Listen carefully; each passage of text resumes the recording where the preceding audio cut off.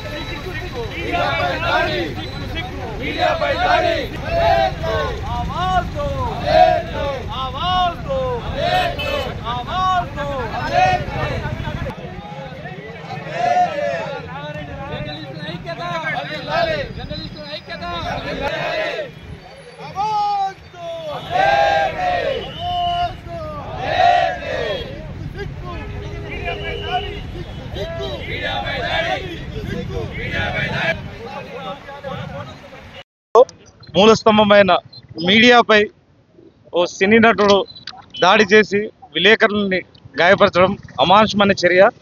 దీనిని Patancheru journalist union ముక్తకంఠంతో ఖండిస్తుంది. వాస్తవానికి జర్నలిస్టులు అనేవాళ్ళు ప్రపంచానికి తెలియజేయడానికి కోసం వెళ్తుంటారు. అటువంటి విధులు నిర్వహించే వాళ్ళ పైన ఒక సినీ నటుడుగా ఒక అహంకారంతో దాడి చేయడం అనే దాన్ని ఎవరు కూడా దాన్ని ముభావంగా అంటే ఎవరు దాన్ని ఉపేక్షించరు. దీనిపై రాష్ట్ర ప్రభుత్వం కఠినమైన చర్యలు తీసుకుని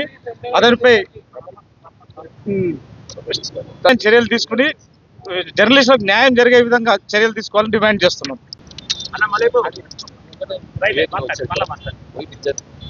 నిన్న జర్నలిస్టులపై మోహన్ బాబు చేసిన దాడికి నిరసనగా పటాన్చెరు జర్నలిస్టు నియోజకవర్గ స్థాయి జర్నలిస్టులు ఈ నిరసన కార్యక్రమం వచ్చినందుకు మీ అందరికీ ముందుగా ధన్యవాదాలు తెలియజేస్తూ, మిస్టర్ మోహన్ బాబు, మీ ఇంత అంతర్గత సమస్యలు ఏది ఉన్నా మీ ఇంట్లో చూసుకోండి.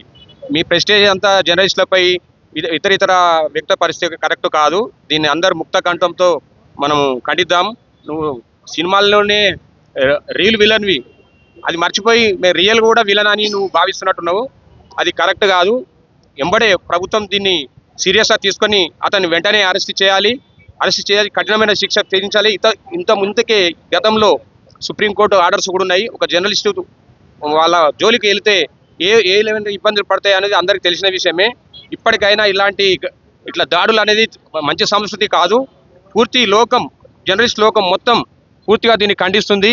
పటాన్చెరు జర్నలిస్టుల తరఫున కూడా మేము ఖండిస్తున్నాం.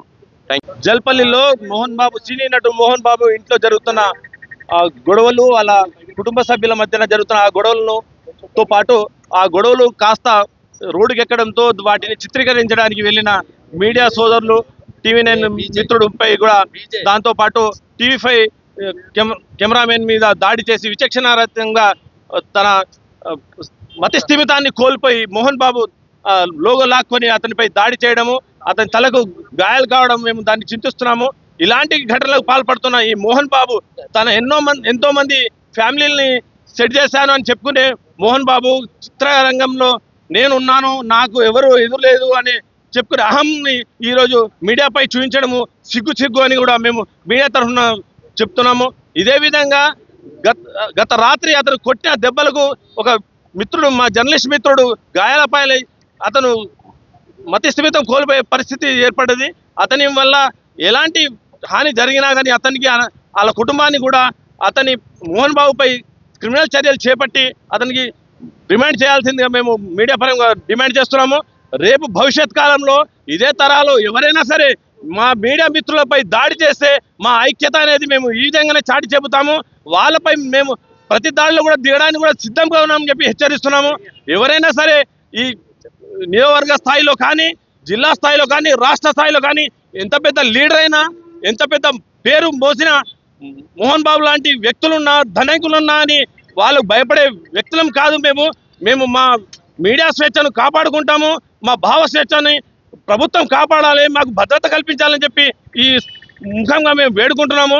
ఆవాజ్ దో, ఆవాజ్ దో.